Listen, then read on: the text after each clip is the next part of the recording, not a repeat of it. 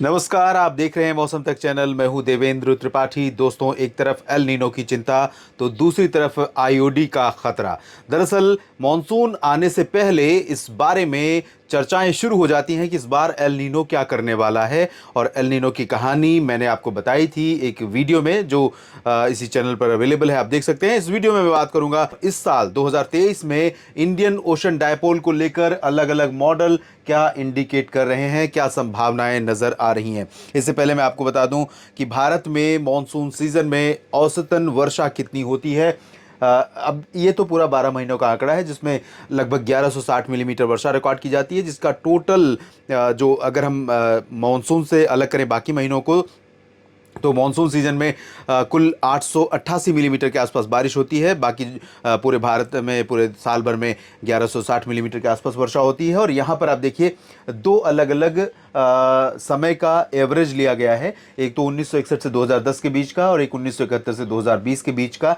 जब ये एवरेज बताया गया उसमें अंतर देख सकते हैं किस तरह से आया है। जनवरी, फरवरी और मार्च, अप्रैल, मई तक में तो कोई बहुत बड़ा अंतर नहीं है।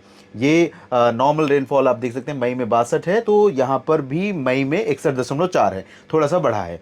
लेकिन जून में आप देखिए यहाँ पर 166.9 मिलीमीटर वर्षा रिकॉर्ड की जाती है, तो यहाँ पर 165 थोड़ा सा घट रहा है। बारिश का आंकड़ा 280 यहाँ पर है, 285 जुलाई में है और अगस्त में 258 है तो यहाँ पर 254 है और सितंबर में 170 है तो यहाँ पर 168 मिलीमीटर के आसपास बारिश का आंकड़ा नॉर्मल है।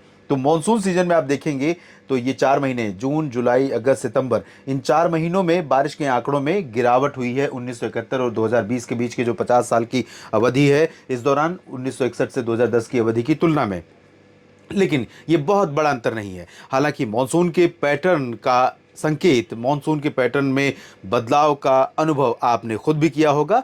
2010 के पहले किस तरह का मॉनसून होता था और 2010 के बाद किस तरह का मॉनसून हो रहा है, ये आपने खुद भी देखा होगा। अब बात कर लेते हैं इंडियन ओशन डायपोल किस तरह से इंपैक्ट करता है भारत के मॉनसून को। इंडियन ओशन डायपोल अगर पॉजिटिव होता है तो भारत में मॉनसून का परफॉर्मेंस बेहतर होता है और ये हमने देखा है पिछले वर्षों में। और आईओडी पॉजिटिव या निगेटिव होता है तो फर्क क्या पड़ता है, ये आपको बताता हूं मैं। हिंद महासागर का रीजन पूरा भारत के नीचे अरबियन सी से लेकर बंगाल की खाड़ी से लेकर अंटार्कटिका तक है, साउथ पोल तक है। और इसके दो अलग अलग, अगर हम इसको बाइफरकेट करें, दो पार्ट में इसको बांटें तो ये पूर्वी हिस्सा है और ये पश्चिमी हिस्सा है।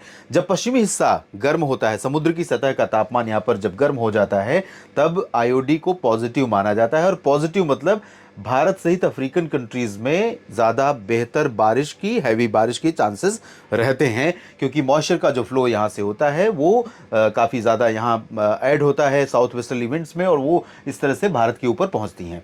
तो यहाँ पर पॉजिटिव आईओडी यानी सकारात्मक इंडियन ओशन डायपोल माने भारत के मॉनसून के अच्छे परफॉर्मेंस करने की।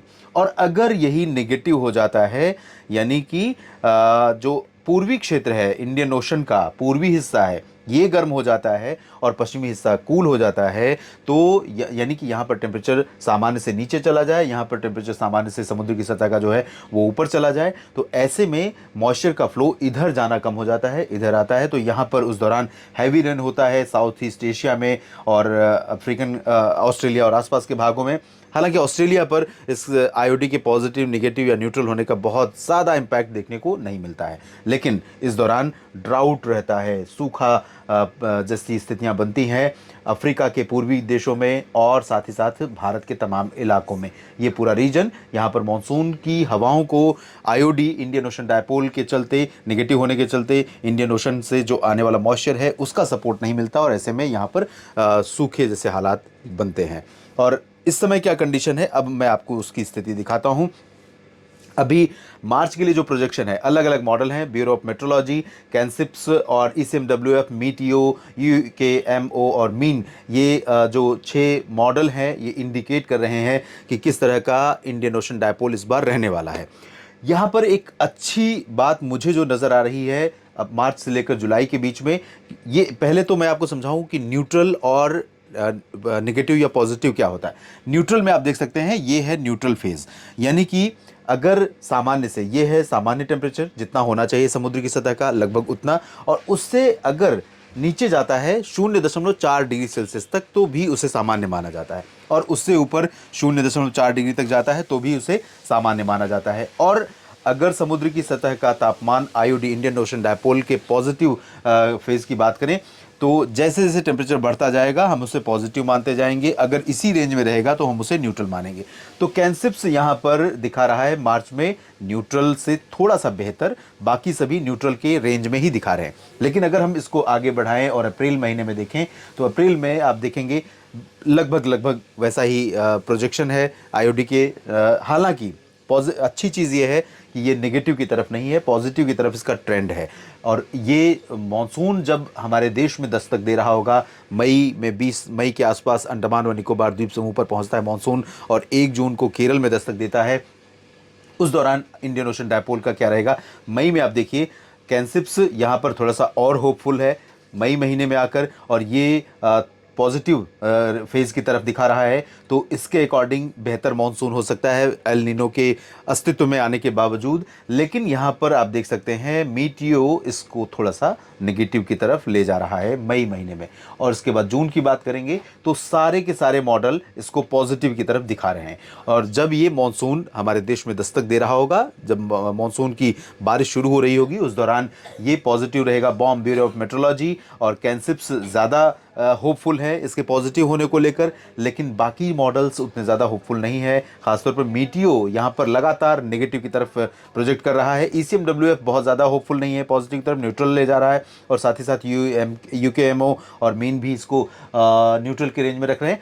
और अब हम देखते हैं जुलाई में, ये बहुत अच्छी चीज़ है, ये बहुत पॉजिटिव सिग्नल है कि इंडियन ओशन डायपोल जुलाई महीना आते आते पॉजिटिव हो जाएगा। यानी कि भारत के मॉनसून को हिंद महासागर का पूर्वी हिस्सा जो है वो सपोर्ट करना शुरू कर देगा। और इसके चलते क्या होगा कि यहाँ पर जो हवाएं यहाँ पर पूर्वी क्षेत्रों से उठेंगी वो पहुँचेंगी अफ्रीकन रीजन की तरफ और अरेबियन सी में, और उसके बाद ऐड होंगी मॉनसूनी हवाओं में, और ये भारत के ऊपर मॉइस्चर यहाँ पर लगातार पहुँचना शुरू होगा। तो इस तरह से इंडियन ओशन डायपोल जुलाई में अगर बेहतर हो रहा है और उसके बाद अगस्त सितंबर में भी इसी तरह से अगर हमें ट्रेंड दिखता है, जैसा ट्रेंड आपने देखा मार्च में कम रहता है, अप्रैल में थोड़ा बढ़ता है, और मई में, फिर उसके बाद जून में और जुलाई में और ज़्यादा बढ़ने के चांसेस रहते हैं। और अच्छी बात यह है कि जुलाई महीने में आप देखिए सारे के सारे 6 के 6 मॉडल इसको पॉजिटिव फेज की तरफ ले जा रहे हैं। तो ऐसे में चांसेस बढ़ जाते हैं कि पॉजिटिव रहेगा। तो कुल मिलाकर मेरा भी वर्डिक्ट यही है।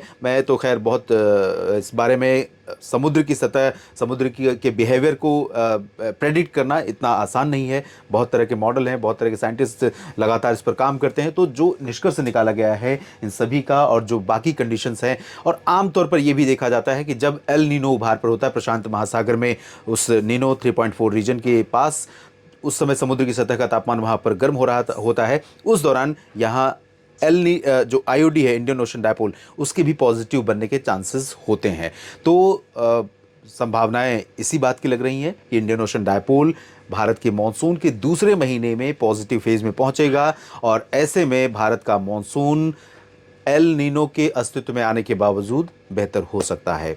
फिलहाल उम्मीद ही कर सकते हैं, और अभी जो बढ़ती हुई गर्मी है वो डरा रही है। और इसके बीच में अगर ये खबर सही निकलती है तो निश्चित रूप से किसान भाइयों के लिए, सरकार के लिए, आम लोगों के लिए बड़ी राहत की बात होगी। इस वीडियो में इतना ही। लगातार जुड़े रहिएगा मौसम तक चैनल के साथ, और साथ ही साथ न्यूज़ मीडिया मंच को भी सब्सक्राइब करें, लाइक करें, शेयर करें, कमेंट भी करें, ताकि आपकी प्रतिक्रियाओं से मैं भी रूबरू हो सकूं और आपकी प्रतिक्रियाओं को ध्यान में रखते हुए मौसम के बारे में या अन्य खबरों के बारे में आपसे बात कर सकूं। धन्यवाद।